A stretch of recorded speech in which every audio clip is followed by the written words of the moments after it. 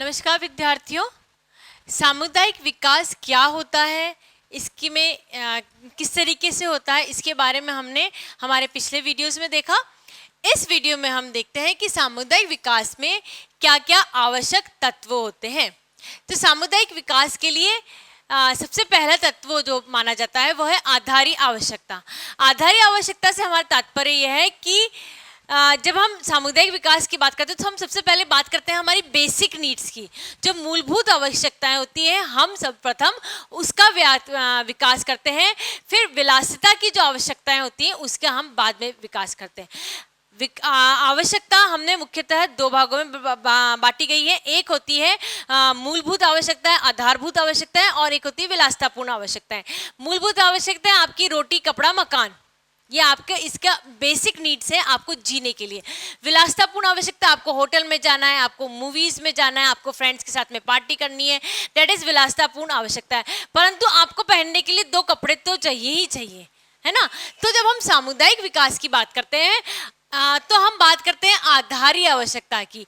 अब चूंकि हम प्रसार शिक्षा की बात करते हैं, हम ग्रामीण क्षेत्र के विकास की बात करते हैं, तो ग्रामीण क्षेत्र में आधारी आवश्यकता क्या होगी? ग्रामीण क्षेत्र में किस तरह का व्यापार होता है? ग्रामीण क्षेत्र में किसानों के द्वारा खेती की जाती है।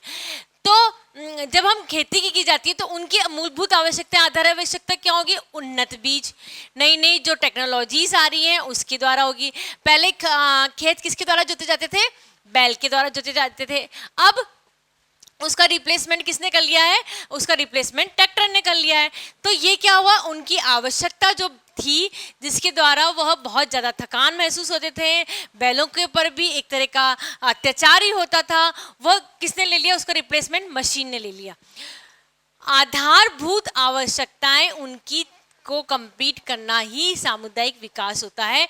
कम से कम जितनी इंसान को बेसिक नीड्स होती हैं वह सभी के पास अवेलेबल हो जाए। ट्रैक्टर सभी के पास अवेलेबल हो जाए, बीज होते हैं वह, चलो ट्रैक्टर ना अवेलेबल हो जाए परंतु कम से कम बीज जो होते हैं वह सभी के पास, उन्नत बीज सभी के पास अवेलेबल हो जाए। खाद है या फर्टिलाइजर्स हैं वह सभी के पास अवेलेबल हो जाए। पानी है जो सप्लाई होना चाहिए, नहर के द्वारा होना चाहिए, टाइम टू टाइम फसल में पानी चाहिए होता है, वह पानी प्रॉपर टाइम पे पहुंच जाना चाहिए। यह क्या है? आधारभूत आवश्यकताएं हैं, इसके द्वारा विकास, सामुदायिक विकास होता है। तो सामुदायिक विकास के अंदर बेसिक जो नीड होती है वह कंप्लीट होना बहुत ही ज़रूरी होता है। बेसिक नीड कंप्लीट होने के बाद हम दूसरी नीड्स के ऊपर जाते हैं।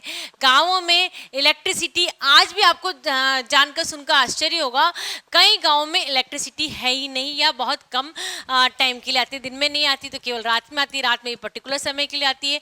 तो उनकी बेसिक नीड क्या है? इलेक्ट्रिसिटी की बेसिक नीड है ना। पर्टिकुलर टाइम में ही नहर के द्वारा पानी सप्लाई होगा, जिसको खेतों में पानी देना है उस पर्टिकुलर टाइम में ही दे। तो वो क्या है? उनकी बेसिक नीड है कि कम से कम पानी जो है वो लंबा रास्ता तय करके 8-8, 10-10 किलोमीटर तय करके पानी को न लाए, उनके घरों में ही नल आ जाए। That is basic need. जब आधारभूत आवश्यकताएं कंप्लीट होगी तभी सामुदायिक विकास का होना संभव होता है।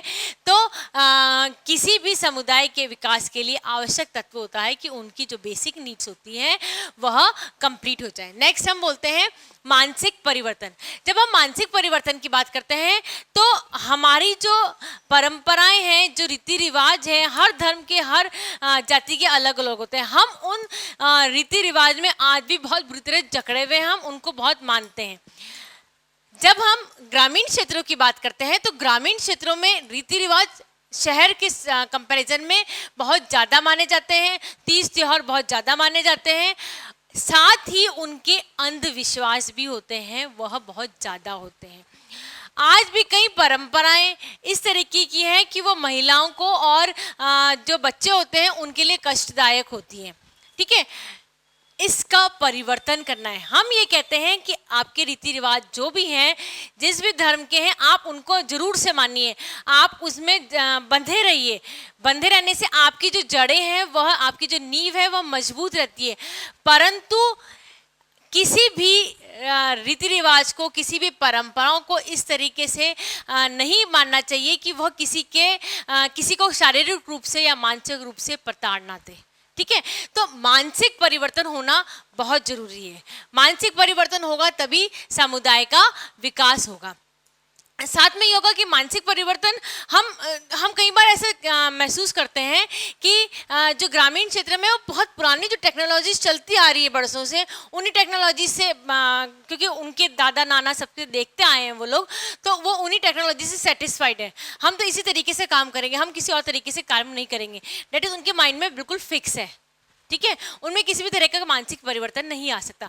टेक्नोलॉजीज के द्वारा, सामुदायिक विकास के द्वारा ये बहुत ही आवश्यक होता है कि उनके जो मानसिक परिवर्तन किया जाए उनमें। बैल से खेत जोतने से ट्रैक्टर के तक खेत जोतने की प्रक्रिया एक बहुत लंबी प्रक्रिया रही है ना। आप लोग तो शायद साक्षी नहीं होंगे, आपने तो नहीं देखा होगा, पर हम लोग तो उस चीज़ के साक्षी हैं कि बैल से जो जब खेत जोते जाते थे और जब ट्रैक्टर से आए तो यहाँ तक बोला गया कि जो ट्रैक्टर से जो बोए जाते हैं उसके अंदर जो फसल उपजती है उसके अंदर जो न्यूट्रिएंट्स होते हैं वो उतनी अच्छी क्वालिटी के नहीं होते, हालांकि उसमें कोई फर्क नहीं होता है ना। और आज ट्रैक्टर से खेत जोतना एक बहुत ही आम बात होगी, जबकि बैल से खेत जोतना एक बहुत मुश्किल से दिखाई देगा। तो वो एक मानसिक प्रक्रिया में परिवर्तन लाना एक बहुत ही कठिन कार्य होता है। और सामुदायिक विकास तभी होगा जब व्यक्तियों की मानसिक प्रक्रिया में परिवर्तन होगा, मानसिक सोच में परिवर्तन होगा, टेक्नोलॉजीज की तरफ जाएंगे, विकास की जितनी भी गतिविधियां हो रही हैं उनकी तरफ अग्रसित होंगे, तभी मानसिक विकास होना संभव होगा। परंतु एक बात ध्यान रखिए, भले ही आप किसी भी विकास की तरफ चले जाएं, परंतु आपकी जड़ें हमेशा ज़मीन में रहनी चाहिए, ज़मीन में गहरी रहनी चाहिए, तब जाके आपका विकास जो होता है वह स्टेबल होता है, लंबे समय तक के लिए होता है। सामुदायिक उत्थान के लिए सामाजिक सहभागिता को बढ़ाना बहुत आवश्यक होता है। सामाजिक सहभागिता मतलब समाज में चूंकि हम बात करते हैं सामुदायिक विकास की, और सामुदायिक विकास में हम बात करते हैं अलग अलग मत वाले, अलग अलग मानसिक परिवेश वाले, अलग अलग जाति के, अलग अलग धर्म के व्यक्ति रहते हैं, उनकी सोच अलग अलग होती है, परंतु उन सबको साथ में लेके चलना, सामाजिक सहभागिता को बढ़ाना ही सामुदायिक विकास का में आवश्यक तत्व होता है। जब तक सामाजिक सहभागिता का बढ़ावा नहीं मिलेगा तब तक किसी भी समुदाय का विकास नहीं हो सकता है। निश्चित बात है ये, जब तक हर धर्म के, हर जाति के, हर वर्ग के, उच्च वर्ग हो चाहे निम्न वर्ग हो, सब जने साथ में चल के काम नहीं करते हैं, यदि वो सभी जने पैरेलल साथ में काम करते हैं तो सामाजिक उत्थान होना निश्चित होता है। इसीलिए सामाजिक विकास के लिए सामाजिक सहभागिता को बढ़ाना एक आवश्यक तत्व होता है। नेक्स्ट है स्थानीय नेतृत्व का होना बहुत ही आवश्यक होता है। स्थानीय नेतृत्व का होना क्यों आवश्यक है? क्योंकि कोई बाहर वाला आके आपकी बेसिक नीड्स क्या है उसके बारे में जानकारी नहीं प्राप्त कर सकता। बाहर वाला आपके परिवार में आपकी क्या आवश्यकताएं हैं, पीढ़ियों से क्या चलता आ रहा है, क्या परंपराएं, उसके बारे में बाहर वाला कोई जानकारी नहीं दे सकता है। एक पर्टिकुलर स्थानीय नेतृत्व का होना सामुदायिक विकास के लिए बहुत जरूरी है। वह ये बता सकता है कि हमारे गांव में इस समय यह चीज होती है, हमारे गांव में प्राकृतिक संसाधन ये हैं, हमारे गांव में लोकल रिसोर्सेज ये अवेलेबल हैं, हम इस व्यक्ति में यह क्वालिटी है, इस व्यक्ति की इस क्वालिटी को हम उपयोग में ले सकते हैं, नेक्स्ट व्यक्ति में यह क्वालिटी है, इस परिवार में यह बहुत चीज़ अच्छी है, हम इस परिवार से नई टेक्नोलॉजी सीख सकते हैं। तो ये कब होगा? जब स्थानीय नेतृत्व होगा। तो सामुदायिक विकास के लिए स्थानीय नेतृत्व का होना बहुत ही आवश्यक होता है। स्थानीय नेतृत्व हो सकता है कि आपके सरपंच जी हो सकता है उप सरपंच जी हो, या हो सकता है कोई युवा नेता भी हो सकता है, और कोई महिला भी हो सकती है, कोई भी हो सकता है जो कि किसी भी तरह का पद ग्रहण ना करके अपने आप स्वयं काम करके सामुदायिक विकास कर सके।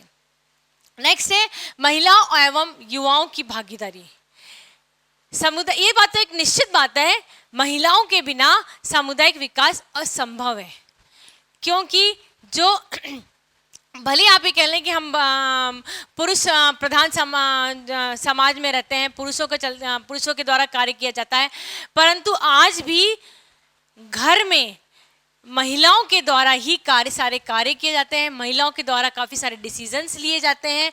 तो महिलाओं किसी भी सामाजिक उत्थान के लिए, और युवाओं में क्या होता है, ताकत होती है, शक्ति होती है, जोश होता है, बहुत सारी चीज़ें जो होती हैं जो युवाओं में होती हैं। अब इन लोगों का, महिलाओं का एवं युवाओं का यदि भागीदारी किसी भी सामुदायिक विकास कार्यक्रम में यदि बढ़ा दी जाए तो निश्चित रूप से सामुदायिक विकास बहुत अच्छा होता है। कुछ चीज़ें महिलाओं में इतनी अच्छी होती हैं, ऐसा नहीं है कि बीइंग ए लेडी मैं ऐसे कह रही हूँ, कुछ चीज़ें महिलाओं में ऐसी अच्छी होती है कि मैनेजमेंट जो होता है, मैनेजमेंट जो पावर होती है, चाहे वो ग्रामीण क्षेत्र की महिलाओं को देख लो या शहरी क्षेत्र की महिलाओं को, जो लोग वर्किंग कैपेसिटी चाहे ग्रामीण क्षेत्र में देख लो चाहे शहर क्षेत्र में देख लो। वही हम जब युवाओं की बात करते हैं तो युवाओं में आप चाहे ग्रामीण क्षेत्र देखो चाहे शहरी क्षेत्र में देखो, जो जोश होता है, काम करने की जो लगन होती है, काम करने की जो कैपेसिटी होती है, वो बहुत उत्साह जो होता है वो बहुत ज़्यादा होता है। तो किसी भी सामुदायिक विकास के लिए बहुत ही आवश्यक तत्व होते हैं महिला एवं युवा। उनकी यदि भागीदारी ले ली जाए तो निश्चित रूप से कार्यक्रम का सफल होना होता है और जो सामुदायिक विकास होता है वह एक बहुत अच्छी गति पकड़ लेता है और समाज का उत्थान होना निश्चित होता है।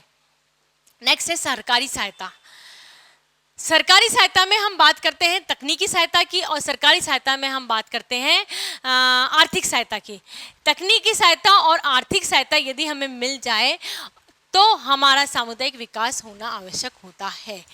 अब यह तकनीकी सहायता और यह जो आर्थिक सहायता होती है वो किस प्रकार से मिलेगी? आपको सरकार के द्वारा मिलेगी। सरकार किस तरीके से आपको तकनीकी सहायता और वो देगी? अलग अलग गवर्नमेंट ने बहुत सारी पॉलिसीज़ बना रखी है, बहुत सारे प्रोग्राम्स बना रखे हैं, बहुत सारी नीतियां बना रखी हैं, बहुत सारे मेथड्स बना रखे हैं, अनगिनत मेथड्स बना रखे हैं। हमें उनके बारे में नॉलेज ही नहीं है। अगर हमें उन सब चीज़ों के बारे में नॉलेज मिल जाए, यदि हमें प्रॉपर अमाउंट में सरकारी सहायता मिल जाए, हमें जो हमारी आवश्यकता है उसके अनुसार हमें चाहे टेक्नोलॉजी की सहायता ले लीजिए, चाहे फाइनेंशियल सपोर्ट ले लीजिए या टेक्निकल सपोर्ट ले लीजिए, सरकार ने हर तरीके के सपोर्ट दे रखे हैं। तो अगर हमें उन सबको मिल जाए तो हमें क्या होता है, सामुदायिक विकास होना निश्चित होता है। नेक्स्ट हम बात करते हैं गैर सरकारी संगठनों के संसाधनों का प्रयोग। सरकार तो प्रयास कर ही रही है। गैर सरकारी संगठन होते हैं एनजीओस, बहुत सारे एनजीओस होते हैं, बहुत सारे पब्लिक ऐसी होती है जो सहायता करना चाहती है, ग्रामीण क्षेत्रों में, शहर क्षेत्रों में सामुदायिक सहायता करना चाहती है। सरकार के द्वारा जो पॉलिसीज होती हैं वो हमें नहीं मालूम, तो हम इन गैर सरकारी संगठन जो होते हैं, एनजीओज जो होते हैं, उनके भी संसाधनों का, उनके भी रिसोर्सेज का, human resource as well as non human resource, सब तरीके के रिसोर्सेज का आप उपयोग कर सकते हैं और उनका उपयोग करके सामुदायिक विकास हो सकता है। यानी कि सामुदायिक विकास के लिए सरकारी संगठन एवं गैर सरकारी संगठन की मदद लेना आवश्यक होता है। नीतियों का निर्धारण करना, नीतियों का निर्धारण करना एक बहुत ही मुश्किल काम होता है। अब मुश्किल काम कैसे होता है? क्योंकि जो हर क्षेत्र की अलग अलग नीति होती है, हर क्षेत्र की अलग अलग आवश्यकताएं होती हैं, परंतु हम जब टॉप लेवल की बात करते हैं, जब हम नेशनल लेवल की बात करते हैं, नेशनल लेवल में ग्राउंड लेवल से लेके पॉलिसीज़ जो बनाई जाती हैं वो ग्राउंड लेवल से उठाई जाती हैं। उनकी क्या आवश्यकता है, पूरे देश में जो नीतियां बनाई जाती हैं वो इस तरीके से बनाई जाती हैं कि हर राज्य के, क्योंकि हर राज्य की भौगोलिक परिस्थितियां बिल्कुल अलग हैं, उत्तर की देख लें, दक्षिण की देख लें, पूर्व की देख लें, पश्चिम की देख लें, सब तरह की सब जगह की भौगोलिक परिस्थितियां बिल्कुल अलग है। परंतु सरकार जो नीति बनाती है पूरे राष्ट्र के लिए बनाती है, फिर उसको अलग अलग बाइफर्केट कर देती है कि इस राज्य में इस तरह की नीति लागू होगी। कहने का मतलब ये है कि विभिन्न नीतियां लागू करी जाती हैं, ऐसी नीति लागू करी जाती है जो कि उस भौगोलिक परिवेश में, उस पर्टिकुलर समुदाय के लिए बिल्कुल उचित होती हैं। अलग अलग क्षेत्र में अलग अलग भौगोलिक परिस्थितियाँ होंगी, अलग अलग क्षेत्र में अलग अलग परंपराएं होंगी, अलग अलग क्षेत्र में अलग अलग चीज़ों की डिमांड होगी और अलग अलग क्षेत्र में आवश्यकताएं अलग अलग होंगी। इन सबको मिला के अलग अलग क्षेत्रों की अलग अलग नीतियाँ बनाई जाती है। नीतियाँ एक बहुत ही आवश्यक तत्व होता है। जब नीति बन जाती है, जब पॉलिसी बन जाती है, तभी प्रोग्राम प्लानिंग की जाती है, तभी प्रोग्राम का इम्प्लीमेंटेशन किया जाता है और सामुदायिक विकास होता है। नीति के ऊपर बेस्ड ही सभी कार्यक्रम होते हैं। तो यह सामुदायिक विकास के अंदर जो आवश्यक तत्व होते हैं वो ये होते हैं। अब हम सामुदायिक विकास की विशेषताओं के बारे में देखते हैं। सामुदायिक विकास की जो प्रथम विशेषता होती है कि ग्रामीण नेतृत्व का विकास करना। चूंकि ग्रामीण विकास है ना, तो प्रसार शिक्षा की हम बात करते तो प्रसार शिक्षा में यह ग्रामीण विकास है, तो ग्रामीण विकास में ग्रामीण के नेतृत्व का विकास होना बहुत आवश्यक है, परम आवश्यक होता है। वो इसलिए परम आवश्यक होता है क्योंकि जो प्रसार कार्य करता है वो कुछ समय के लिए रहता है, आंगनवाड़ी कार्य करता है वो कुछ समय के लिए रहता है, परंतु जो ग्रामीण होता है वो पूर्णतः समय अपना उस समुदाय में रहता है। इसलिए एक वहाँ का नेता होना बहुत जरूरी होता है, एक वहाँ के नेतृत्व का, ग्रामीण नेतृत्व का होना बहुत जरूरी होता है। जब तक ग्रामीण नेतृत्व का नहीं होगा तब तक सामुदायिक विकास का होना असंभव होता है। और सामुदायिक विकास के द्वारा, क्योंकि हम एक व्यक्ति को चुन लेते हैं, किसी को जज कर लेते हैं जिसमें थोड़ी बहुत भी क्वालिटी होती है नेतृत्व की, तो उसको चुन के, या कार्यक्रम के संचालन की थोड़ी बहुत क्वालिटी होती है तो हम उसको चुनाव कर लेते हैं, और चुनाव करने के बाद में हम उसका विकास करते हैं। तो सामुदायिक विकास के द्वारा ग्रामीण नेतृत्व का विकास होता है। नेक्स्ट है ग्रामीण सामुदायिक विकास में सभी व्यक्ति के लिए होता है। यह निश्चित है कि ये जो सामुदायिक विकास होता है यह न किसी एक व्यक्ति के लिए, न किसी एक धर्म के लिए होता है, न किसी जाति के लिए होता है, न किसी विशेष वर्ग के लिए होता है कि उच्च वर्ग के लिए हो रहा है या निम्न वर्ग के लिए हो रहा है, किसी के लिए भी नहीं होता है। यह पूरे समुदाय के लिए होता है। यह हर समुदाय में रहने वाला हर व्यक्ति, चाहे वो युवा हो, चाहे वो वृद्ध हो, चाहे वो महिला हो, चाहे वो पुरुष हो, चाहे वो बच्चा हो, कोई भी हो, सामुदायिक विकास की जब हम बात करते हैं तो सामुदायिक विकास जो होता है वह सभी व्यक्तियों के लिए होता है, एक पर्टिकुलर व्यक्ति के लिए सामुदायिक विकास नहीं होता है। यदि विकास की प्रक्रिया सिर्फ एक व्यक्ति तक या एक परिवार तक या एक जाति तक सीमित है तो ये बात ध्यान रखिए, वह सामुदायिक विकास नहीं कहलाएगा। सामुदायिक विकास के अंदर सभी व्यक्तियों का समान रूप से एक साथ विकास होता है। नेक्स्ट हम बात करते हैं, इस सामुदायिक विकास की विशेषता होती है कि इसके अंदर हम प्रजातांत्रिक विधि का अपनाते हैं।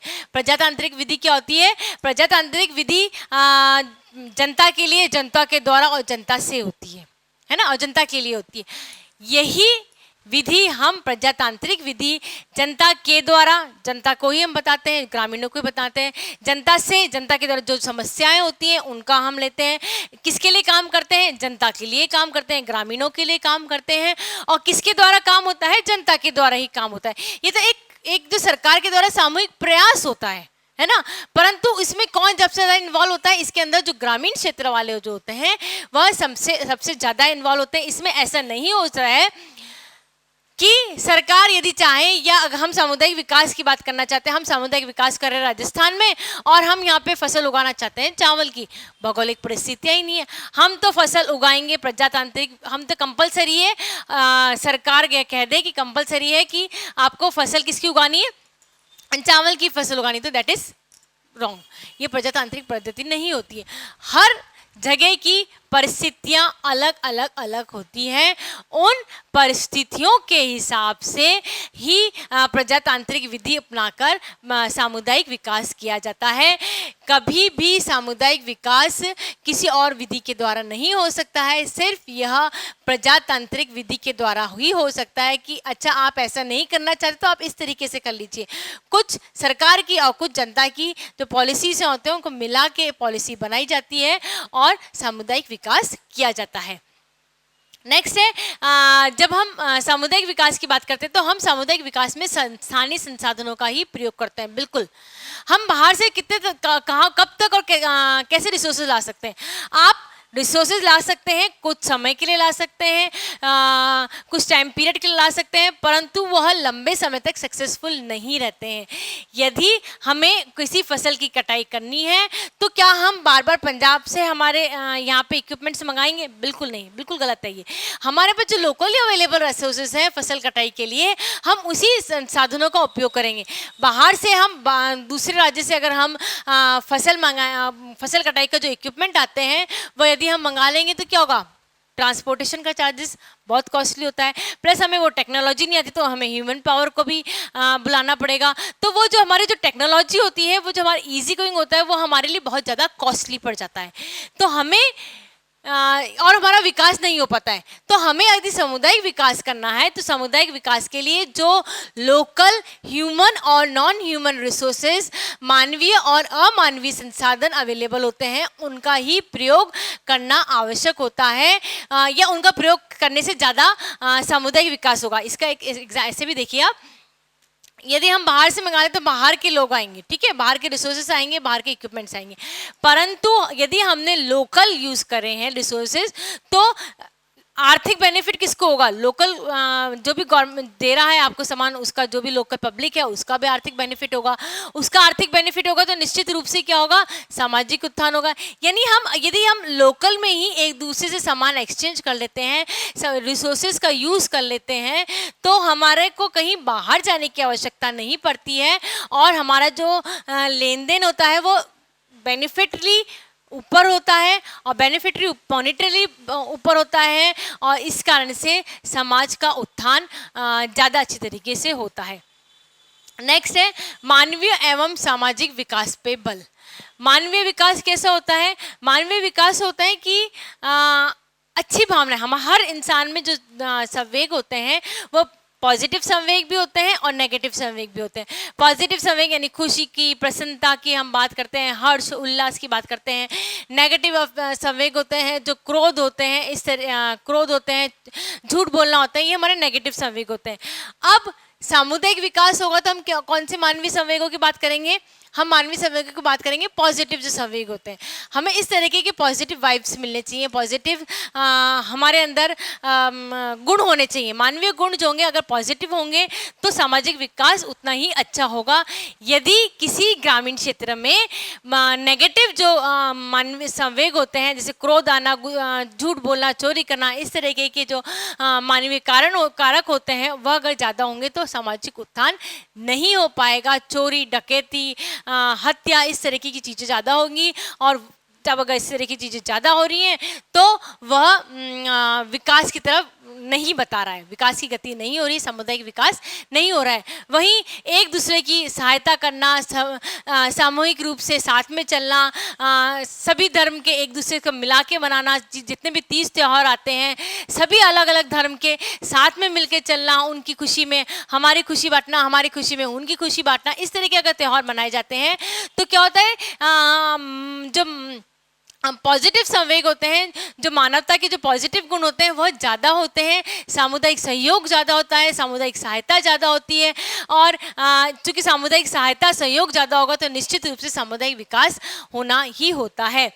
साथ में सामाजिक विकास को भी बल मिलना चाहिए। सामाजिक विकास कौन कौन से होते हैं?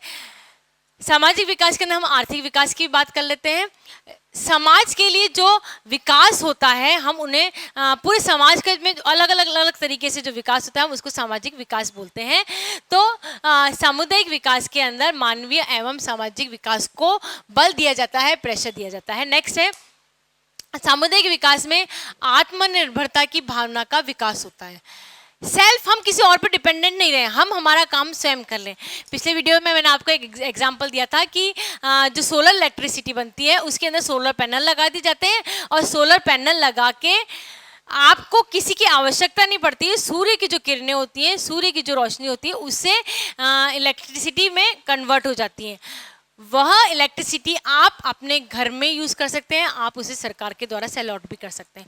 यह क्या हो गया? आप इलेक्ट्रिसिटी में स्वयं के द्वारा आत्मनिर्भर हो गए, है ना, आप आत्मनिर्भर हो गए। अब जब आत्मनिर्भर की भावना आप में आई है, आप दूसरों में भी लाएंगे, दूसरा तीसरे में भी लाएगा। इसी तरह पूरे जो क्षेत्र होता है उसके अंदर आत्मनिर्भरता की भावना बढ़ जाती है। तो कहने का तात्पर्य है कि जो सामुदायिक विकास होता है उसके अंदर आत्मनिर्भरता की भावना का विकास करना बहुत आवश्यक होता है। आत्मनिर्भर बनने से आर्थिक रूप से भी आप आत्मनिर्भर बन सकते हैं। आप में आत्मनिर्भर यदि आप हो जाएंगे तो बहुत सारी जो मानवीय गुण होते हैं उनका अपने आप में विकास हो जाता है। क्योंकि उनका आप में विकास हो जाता है तो क्या होता है कि सामुदायिक विकास होना निश्चित होता है। साथ में आत्मनिर्भरता की हम जब बात करते हैं तो हम ग्रामीण क्षेत्र में आत्मनिर्भर हमें किसी बाहर के व्यक्ति पे, हमें किसी शहरी व्यक्ति पर किसी भी तरह का डिपेंडेंट नहीं रहना पड़े, हम हमारा काम स्वयं कर सकें।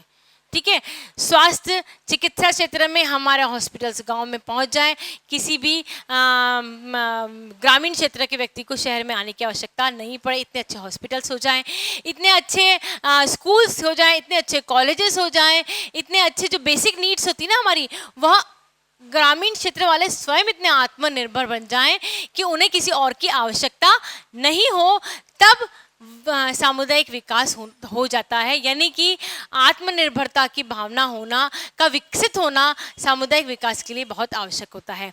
नेक्स्ट हम सामुदायिक विशेषता की बात करते हैं, तो वो होती है ग्रामीण क्षेत्र में प्रेरणा शक्ति का विकास। ग्रामीणों में बहुत अच्छी पावर होती है, चाहे उनके कार्य करने का तरीका देख लो, उनमें ह्यूमन पावर देख लो, एनर्जी मैनेजमेंट देख लो, उनका बहुत अच्छा होता है, उनकी कार्य शक्ति भी अच्छी होती है, कार्य करने का तरीका भी अच्छा होता है, बहुत मेहनती होते हैं, परंतु उनमें जो प्रेरणा होती है किसी भी कार्य करने की वह कम होती है। इस कारण से उनका विकास कम हो पाता है। यदि हम गांव में और शहर के बीच में कंपैरिजन करें तो बहुत सारे जो पॉजिटिव पॉइंट्स हैं वो गांव में भी होते हैं, ठीक है, परंतु उनमें जो होता है वो प्रेरणा का अभाव होता है कार्य करने की। आपको कोई प्रेरणा दे देता है तो आपको क्या लगता है कि हाँ हम कार्य कर सकते हैं। विद्यार्थियों, यदि इस तरीके से ग्रामीण क्षेत्रों को, ग्रामीण व्यक्तियों को उचित तरीके से प्रेरणा दी जाती है, कार्य करने की प्रेरणा दी जाती है, तो प्रेरणा शक्ति के कारण से उनमें आत्मनिर्भरता की भावना बढ़ती है, उनमें नेतृत्व की भावना आती है, उनमें कार्य करने की शक्ति आ जाती है, जिससे कि सामुदायिक विकास होना निश्चित होता है। तो सामुदायिक विकास में सहभागिता की बहुत ज़्यादा आवश्यकता होती है। सहभागिता, सहयोग की भावना, ग्रामीण प्रेरणा शक्ति की भावना, सामाजिक विकास, मानवीय मूल्यों का विकास, इन सबको साथ में लेके यदि विकास किया जाए तो निश्चित रूप से सामुदायिक विकास का जो हमारा लक्ष्य होता है, जो एक निरंतर प्रक्रिया है, वह जो लक्ष्य हमारा वह पूर्ण हो जाता है। याद रखिए, सामुदायिक विकास जो है वो निरंतर सतत चलने वाली प्रक्रिया है। इस प्रक्रिया को आप पूर्णतः पूर्ण कर सकते हैं। किस तरीके से पूर्ण कर सकते हैं? आप उसमें सहभागिता निभा के, अपना सहयोग प्रदान करके, आपको जितना ज्ञान शक्ति है उस ज्ञान शक्ति का उपयोग करके निश्चित रूप से सामुदायिक विकास संभव हो सकता है।